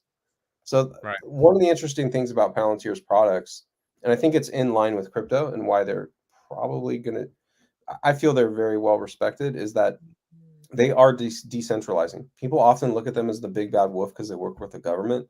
But every aspect of their company is like, no, we're not going to be central IT. We're not going to be Right. Google. We're not going to be Facebook. We want to empower you to be those companies.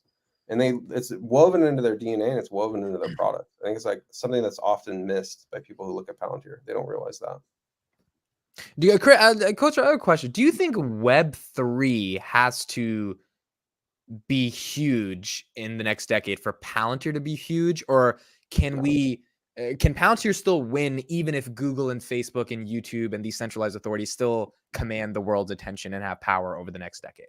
Or does everything have to decentralize for Palantir Google, to be like a Facebook, all these other companies, they're going to have some serious competition if Palantir wins. Because Palantir will be handing every company on the face of the earth the same competitive advantage that FANG companies have been using to be the companies they are today. What is that So competitive advantage? what do you think it is? I think it is, well, so the moat of a Google is that you search something so they know what to show you or what to recommend you because you searched. So it's data, right? I would assume it's data. It's sort of data. I mean, let's put it this way. What is data? If we get meta about what is data? Data is just a signal about like what's happening in the real world, right? So like I have an event that happened, right? And that's just basically giving me feedback about some state of the real world that's going on, right? If we really get meta about it, like what Google and what FANG companies have been able to do is they've been able to create these graphs of like some representation of the real world by reverse engineering data into a state, right? So like they're reverse engineering the data to figure out what the real world actually is. And that's given them insights that other companies don't have. And so they can Right. answer questions about like, when should I put up a paywall? When should I actually ask this person to register for my site? What advertisers are likely to like, want to be on my platform? They can make real decisions about the real world because they have an insight that no one else had. Yes. Palantir is literally giving that same technology, like a nuclear bomb in terms of like how powerful it is, to every business on the face of the earth.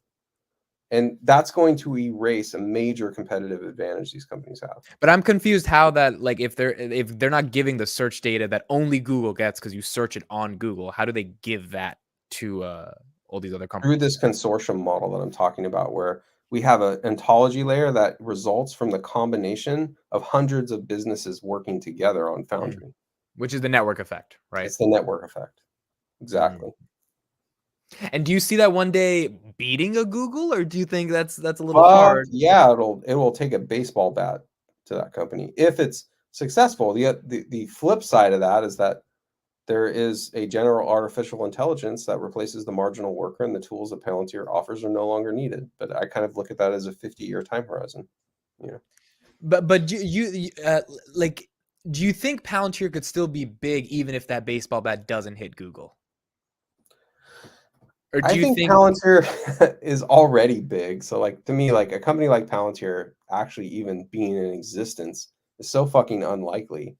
Like it's like what Karp said in that shareholder letter. Like the mere fact Palantir exists to me is like proof that their shit works. The reason I'm asking is because we just had this whole conversation about how decentralized finance and crypto, and there's a lot of issues, and it can get lost in the wallet, and all that. And like there may be a world in which it plays out 2030, and Coinbase is not that big, crypto is not that big, and like crypto and Bitcoin's still at $30,000. I mean, I'm just spitballing it out there. Let's say that happens. If cryptocurrencies do not become the fundamental framework for how our society operates, which means I don't think society necessarily decentralizes, because the decentralized architecture of any product requires a cryptographic scheme to exchange value. If that doesn't happen, that's not true, by the way. But just so okay, so you would contest that cryptocurrencies aren't necessary for decentralization? no, I'm saying that exactly. Like there are multiple levels to decentralization that have nothing to do with finance. Let me give you an example. Amazon hosts a huge portion of the world's IT infrastructure, right? That's a massively centralized thing. Yes, correct? yes, that's correct. That's correct. Yep. Right. Now, but what if I marginalized Amazon tomorrow by saying I could push out a huge percentage, like 60% of your workloads, to every device that's out there today? And I don't need Amazon anymore. Think Pied Piper, right? Everyone think Pied. Who's seen Silicon Valley? Come on, right? Yes. Yeah, come on now. We all seen Pied Piper, Silicon Valley. That's a huge decentralization. Like to say, I'm going to take 60% of your business, Amazon, and tell you go fuck yourself, right? And the way that would happen would be Amazon's cloud would be on a bunch of servers, not just Amazon servers. No, it means that like I have a mechanism now in which I'm not tied to Amazon. Amazon's just a commodity, and I can check it as a box as to where my workload gets deployed. Yeah, so Amit, think about it this way. Instead of having all the data processing done by AWS, if you can push majority of that data processing to the edge, which means to that device that's out there, like all the way out there, and literally it does all the calculations and only goes to AWS for a small portion of that data for that compute, what ends up happening is you save a ton of money, because Amazon right now is getting a ton of money by being that central platform. Yeah. So it's not that you don't need AWS anymore. You just need a lot less of AWS. You need a lot less of Google Cloud, a lot less of Azure. So that's where Palantir's value comes in to say, look, if we can push this workload to that space, and here's the thing. Technology, especially in the chip side, is becoming better and better and better, which means that the processing power at the edge is actually catching up to something that could be done further away from it. And not to mention from a bandwidth perspective, it makes total sense. Like imagine right now, all that computation that's done at the edge, that means that now you have that super low latency between yourself and your software stack. So all that stuff just ends up being really powerful value creator for Palantir. My only concern when it comes to this for Palantir is how are you guys going to execute and monetize that? How do you justify your business to say, hey, this is how much money we're going to save you if you adopt our product, right? Like right now, it's like, how much money are you getting charged with AWS? Okay, what if we could do the same exact thing? You can run your same applications, everything with the edge, but it'll be 60% cheaper. How much of that revenue can you give me as Palantir? But that's not just a cheaper argument. It's not just, I don't want an unelected board member sitting in my fucking board. I don't want to be tied to AWS's terms of service to make sure my business operates. Yeah, that's the other thing too. Right? Like, no, that's not going to happen. We all talk about like Bitcoin and crypto as being some decentralizing force and empowering people. How about we just empower people to not be the slaves of AWS, determining whose workloads can be run and whose workloads can't? And by the way, we'll violate our own terms of service if we don't like you. That's a huge problem, bro. That goes beyond cost. That goes to an existential threat to my business. Mm-hmm.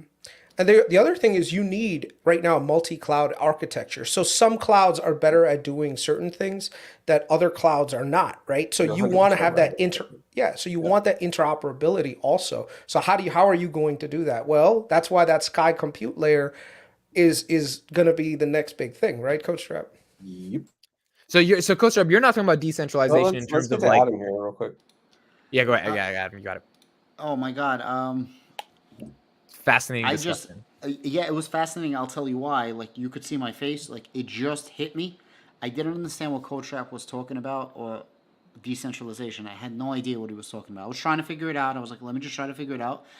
And I had my own views about what Palantir does, right? I figured that they decrease your inefficiency, which in turn makes you more efficient. That was the basic model for me, what Palantir does through Foundry. And now this decentralization, I just got it. It like literally hit me with that baseball bat. You don't need, right? Like you could see it on my face. I'm not making it Yep, up. yep. I'm like, Yeah. Yeah. you're decentralizing because you no longer need to rely on a central cloud or rely on it so much less, which that's how they're decentralizing you. So they're decentralizing you in a centralized way still, but you're decentralized because you're not a slave to somebody's cloud or much less.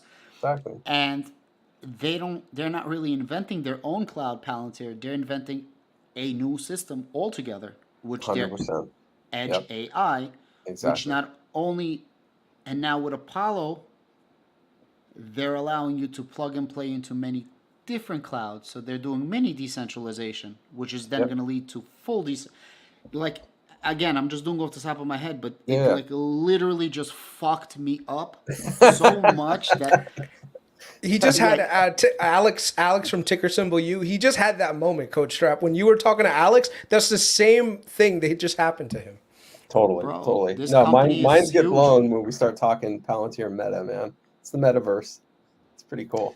No, it makes sense. And so to me, you're not talking about decentralization from a pure crypto token perspective. No, nothing to do with that. You're talking about it at a much more fundamental level in terms of. Yeah. So just GCP, Azure, AWS, you think they're kind of losing bets in the next 10 years to some extent? No, because they're going to make shit tons of money with what Palantir is doing. I mean, what will happen? Well, this is what will happen. The day every cloud provider can run my workload is the day I run my workload on every cloud provider. They're all going to make money. There's no losers here, which is all the more reason I love this shit, is because it's like, if I'm Amazon, what do I start thinking? Well, I don't need 200 services that are run by 2 pizza teams, meaning like 10 people teams, basically. So, the 2 pizza team means like I can feed the team that runs the service with 2 pizzas or less, right? Well, those 2 pizza teams produce products that are totally subpar. Like you take any product in Amazon, and I can basically show you another product that's a software product, like Cognito versus Auth0 or Okta, or like SageMaker versus Palantir or Databricks. Like there is no product Amazon is offering as a service that is better than a competitor who specializes in that product. What Amazon can focus on is its bread and butter. Offer me the fucking compute and the storage, and that's it, right? That's a win for Amazon. That means it spins off all those shitty things into a separate company that dies in like 2 years, 3 years. That's a net win for Amazon. Same thing for Google. Same thing for Azure. They can stop thinking about like, how do I create a platform to develop shit on? And it's all about how do I run software that's developed somewhere else. But if they do make less money as a result of that, do you still think they see the... How are they going to make less money when they're getting every workload? Right now, they're all fragmented, right? Amazon has like 60% of the market. Azure has like 30. Google has like 20. I forget the breakdown. But like now they're all going to get 100% of the market. Yeah, we're moving That's more and more, motherfucker. Yeah. That means the revenue is going to go through the roof. Yeah, we're moving more and more into the cloud. The only thing is the value proposition is what we're talking about. So I'm not going to run on one cloud, Amit. I'm going to pick all 3 because I want redundancy and I want scalability. So why doesn't Google, Microsoft, and Azure like help Palantir do this immediately if the revenue acceleration is 100? You try and get 3 people from those companies to agree on any goddamn thing. Interesting, right? Like get 4 people in the room, 1 from Palantir, 1 from Azure, 1 from AWS. Yeah, like see if they agree on a thing, just one thing. They're not allowed to, by the way. That's monopoly right there. Yeah, the minute you do that, that's colluding, and that's like a business no-no. That's like Pepsi and Coke getting together and saying, "Hey guys, I have a great idea. Let's raise prices together." No. And so where does Palantir? First of all, shout out 185 people in the chat. Awesome, thank you guys for being here. So if Palantir does democratize all of this stuff, what's Palantir's upside here? Like they've created the infrastructure in order for this to go to all 3 of the cloud service providers, and that's the hard part. They created the tools to allow that to happen. Yeah. Okay. So it's like, I mean, fuck. Like, what was the upside potential for Microsoft Excel for Microsoft? Right. It excelled. It's pretty goddamn big Codestrap, I didn't get a chance to ask you this. So the last question I want to have is expectations for earnings. We'll get to that in like 5 minutes. Twitter and Elon, what are your thoughts? Twitter and Elon. I don't know. I haven't been following. I mean, I know that he bought it. He bought it. He plans to redo it. He said by 2028 he's going to get 1 billion users and $26 billion in revenue. That he said that today. That's what he's going to do. I wouldn't doubt Elon. You know, it's just. I'm laughing because the company I work for and him have the same user count goal, which is really hilarious. Is it good for free speech? How do you feel? Like how any? I don't know. I mean, I don't know how it's all going to play out. These are I think a lot of people celebrate too early, you know, like and be like, oh, it's going to be a win for this. Look, Elon plays in the real world like the rest of us. He has to get a group of people who are going to agree to work for him. Twitter has a massive amount of work that has to be done on a daily basis for that company to not implode. So he'll be walking a tightrope of like, how do I create the change I want to see and actually not implode this company? Because like, and I think he wants to, like you said, like grow it, right? Like he's not trying to like destroy it. He wants to come in there and actually grow the company. I don't know how he does it. But then again, it's Elon, and like Peter Thiel said, never bet against Elon. You know, if there's a person who could do it and pull it off and walk that tightrope and actually get people motivated to like work for him, because he needs to do that. He can't go in and fire everyone at Twitter. If anyone out there is sitting like Elon can fire everyone at Twitter, no, he fucking can't. Who's going to run the goddamn thing? Like, you know how much bodies are buried in that code base and like how much daily work goes into keeping that thing up and running with however many people use it today, probably 350 million or 300 million or whatever it is. Like, good luck. You can't implode the company. He's got work to do. But Elon's pretty cool. I'd work for Elon. He's a pretty cool guy.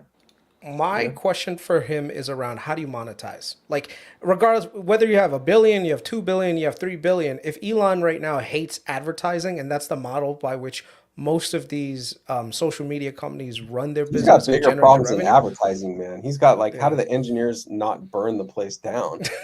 Yeah. Probably problems, you know. There's probably some fucking landmines that they put in the code where literally they can implode the thing after they get fired. Yeah. So maybe he's got bigger problems than that right now. But he's a pretty awesome, like he's pretty inspirational guy. I'm hoping he can motivate people there. Adam, go ahead.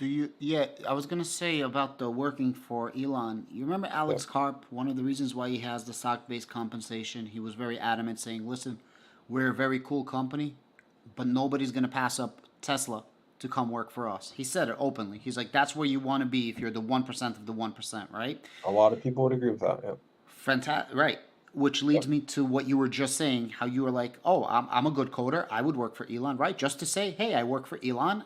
I didn't say that. I said he's an inspirational guy. A lot of people. Codestrap's like, I'm not trying to lose my job here. No, I'm not saying I'm working for the motherfucker.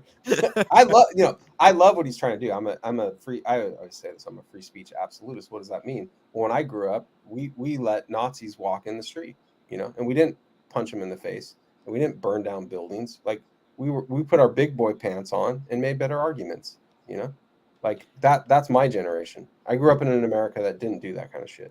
Like we value what is free and what's called free and open inquiry, which we know is dependent on an environment in which you don't get persecuted for your beliefs. And we grew up on stories of the Protestant Reformation as an example of what happens when authority gets out of control and they start burning fucking people at the goddamn stake. You know, like we don't believe in that here. You know, there are no ideas that are so terrible you have to go punch someone in the face. Just make a better fucking argument, you pussy. You know? Yeah, and there's so many modern day lynch mobs that are out there, dude. Right now, look at the thing that happened to Dave Chappelle. Like right now, people are out to get the guy, and the way that a lot of the media has been portraying a lot of the stuff is so unfair because they're very sensationalist, but they never like, and they find out later on that hey, they made a mistake. They don't go back and correct things. They just kind of go there. But I do want to say that doesn't mean I want to work for Elon. You know, I like my job. I like the people I work with. I told. Jay from Palantir, like you couldn't pry me away from my team with like a goddamn crowbar. Like I love these people, you know. Same thing with me. I love the guys I work with. So yeah. All right, go ahead, Adam. Yeah.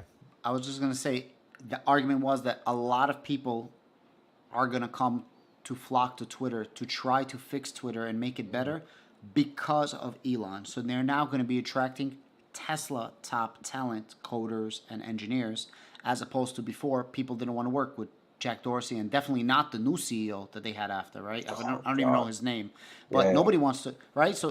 But now they're like, oh, well, we can get behind Elon, and if we can make a Tesla type product out of Twitter, we're I all agree. for it because we want our name on there. You're So on he has point. he has an advantage to that. You're on point, 100%. Yep. All right, just like LMT, Palantir will have a mill side and a commercial side will be profitable long term, trusted with clearance level data and business data. I agree, definitely profitable long term. They're already 30% profitable. It's just the SBC. We get rid of that. We're gonna get gap profitability. One more comment I wanted to show, and then last question. Realize something important. If you rearrange the screen order, Chris, Adam, Code, Emit, you would have a growth of beard before and after. That's funny. Oh, that's funny. All right, shout out 182 people in the chat spending your Friday Where's with the us. likes? Where's the Almost likes? 20 Ahmed, people. Ahmed, Definitely where's like the the likes? video. Please check out the channels in the description. Give them all a chance. Lots and lots of amazing content on these channels. Last question. Earnings on Monday. Let's start off with you, Chris. Expectations. I think they're going to do well in terms of earnings, but in terms of stock price, we may not. So this is what I'm saying, and this is what's been happening for the last couple of weeks. If they come up and do really well, they'll be down 5%. If they do medium, they'll be down like 12%, maybe 10. And if they do really bad, we're going to 5, baby. So just letting you know, that's where things have been headed. So I don't know, man. I don't know. Codestrap, your thoughts? I think they're We're going to 5. Seeking alpha, right? I think they're going to outperform by 2 or 3% of where they projected, and Wall Street will respond with selling off. And it'll probably hit somewhere in the 8s, and I'll be fucking buying like mad. That's kind of what I think will happen. Adam, your thoughts? Earnings? You excited for it? I'm excited. I actually think that Monday is going to be a green day in general with the market. If you go into the theory of 3-day sell-offs, and at the end of the third day, it starts going a little bit green because we had a bloodbath today, a bloodbath yesterday. So I think that might help us out, that if we have good earnings plus that green day, it might prop us up. It's obviously not going to give us no 10% or 20%, but maybe a couple of percent, hopefully something. And I think that we're going to start seeing some money coming in from the geopolitical uncertainty in Ukraine. A lot of the contracts that people are, thinking we're getting, but we're actually going to start seeing it. But we're going to see it in quarter 3, 4, and quarter 1 of 2023 a lot more. That's my opinion. Ahmet, what do you think? Yeah. I will be live streaming with Chris and Tom Nash on his channel, and we're gonna react to it. It's gonna be fun. I do think the stock's absolutely gonna sell off because the SPAC losses are gonna make us miss on EPS, and the algo is gonna be like, boom, they missed on EPS, sell it off, and then at $8, I think it's gonna be time to load up the boat. Just like, to think 6 years from now that this is $8, and if it plays out the way we think it's going to play out, which every time Codestrap puts out a video, I'm like, this shit's going to fucking play out the way. It's like, we know the end game. Bro. Just in the government sector, like, forget the commercial space. If you really believe that this is anything less than $100 billion company in the government sector worldwide, you're out of your fucking mind. Because we're talking about police departments, we're talking about militaries, we're talking about like the health sciences. That undeniable. Like, it's undeniable, and that completely excludes the commercial sector, in my opinion. I did see something there that says, "Oh, so the $5 price target in Seeking Alpha was right." Fuck no, it wasn't right. That was a price target. There's no fucking way Palantir is worth $5, dude. No, it's what the market will pay. What I'm talking about when the stock will go down is like, that is the macroeconomic fear factor and the stupidity and like the zeitgeist that's going on. It doesn't mean that the price target's right. Price target's bullshit. This company's going to do nothing but grow for the next 10 years. If you don't think that, you're an idiot.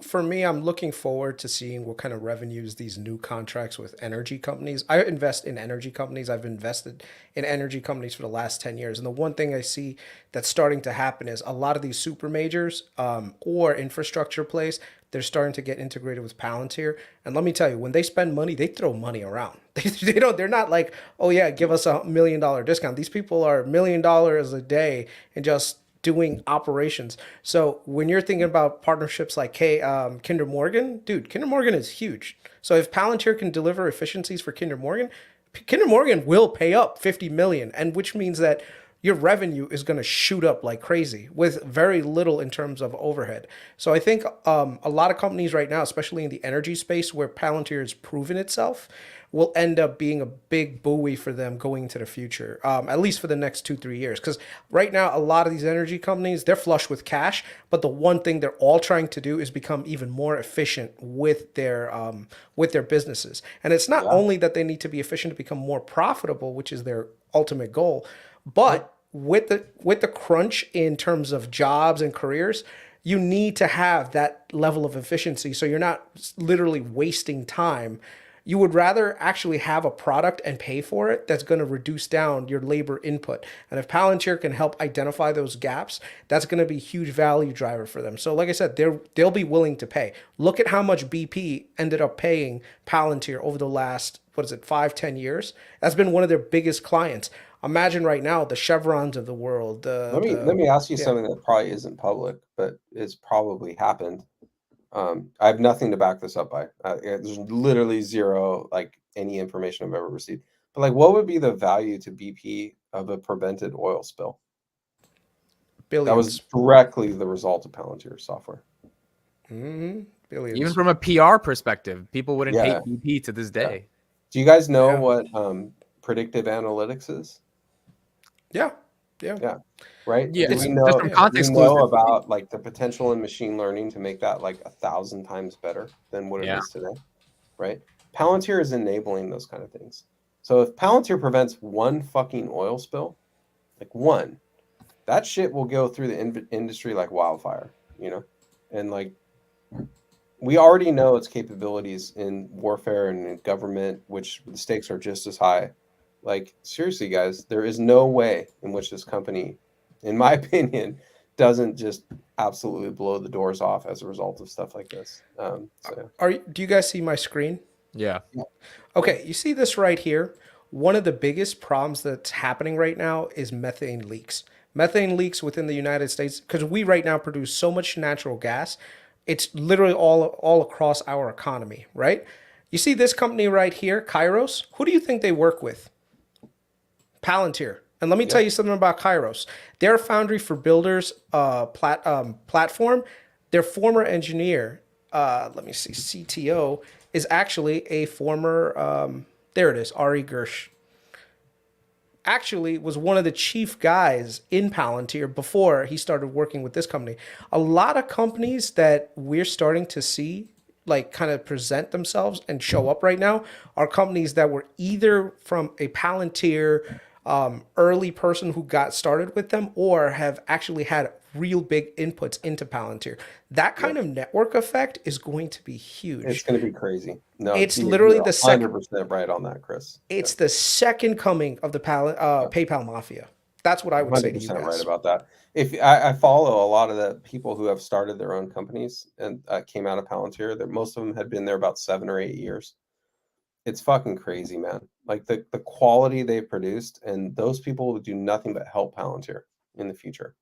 Like, honestly, you're 1,000% right. It's a whole nother area people are ignoring, not even like looking at, you know.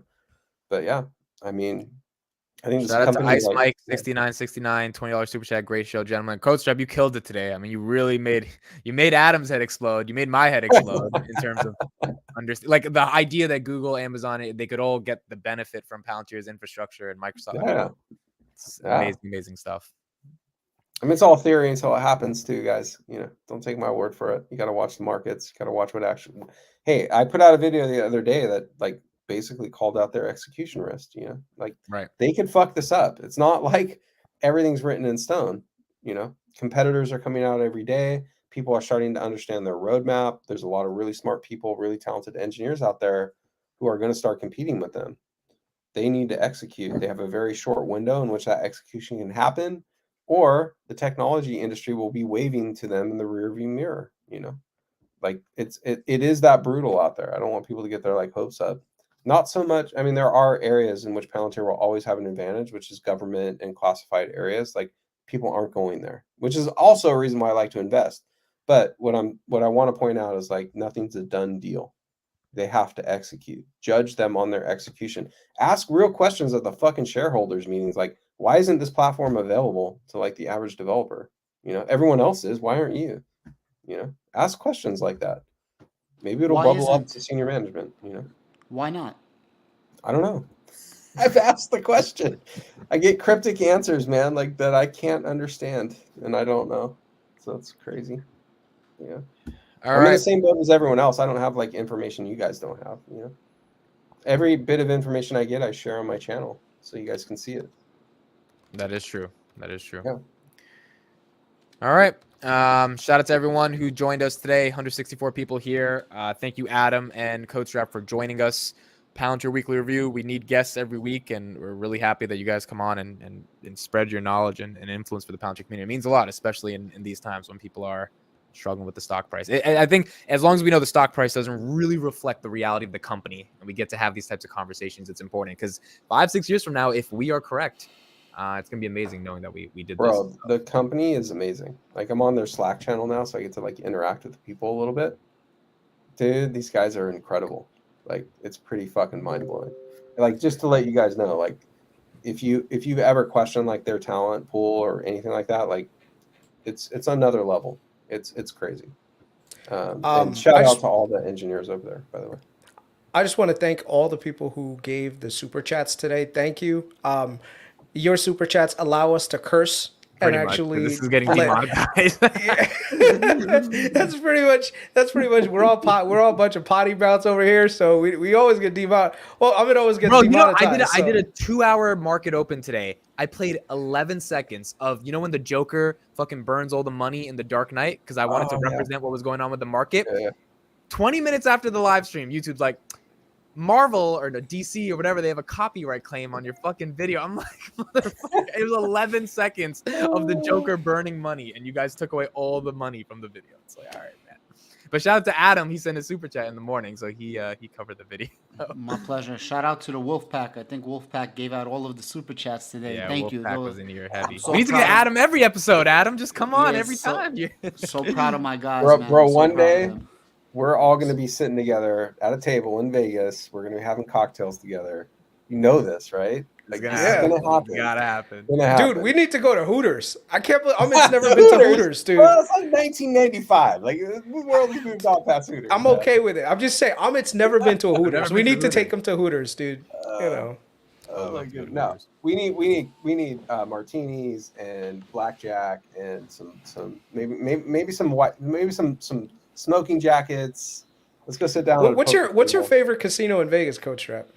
Oh God, it used to be the Golden Nugget. Like I Yeah. actually won a lot of money there one time. And it's like this old shitty casino that like no one ever played at. And then I won big at New York, which I don't even know is there anymore. And those are my two favorite because like I actually won money there, and I think everywhere else I lost money. I went to Vegas for my bachelor party, and we, for some reason, decided to go to the Golden Nugget because we had won the night before. Dude, I got so drunk I didn't make it past the bathroom, like in the lobby. I was so drunk, dude. I don't remember what my bachelor party was. I mean, it happens. But yeah, happens, yeah. Dude, I love the you do a Bellagio. bachelor party early in the morning. You go like 10 a.m. to like the thing, and then like later you party. Yeah. I have the pictures with the. I'm not gonna show the pictures. Forget it. Fuck that. I got it. Yeah, exactly. No one wants to see the pictures, man. You're already in enough trouble, bro. Like, come on. You dug yourself out of that hole. Now you're just redigging the hole. So. Shout out to Palantir Long. I know this guy personally. I officially got the license plate in Palantir today. I believe he says he has 40,000 shares. Palantir Man, that's his license plate. No joke, 3 months. I get it. I love it. Mike says I will buy a Mick Kukraja a girl when Palantir hits 300,000. When Palantir hits 300, whoo! We're gonna be in Vegas soon with Chris and I'll have got to Vegas via the private jet with all you on it, dude. via the private jet. All right, guys. Thanks for everyone being here. This was an awesome stream, and we will see you guys next week on the Palantir Weekly Review. Take care. Have a good evening. Awesome. See you guys. Thank you, Bye. everyone. Bye, guys.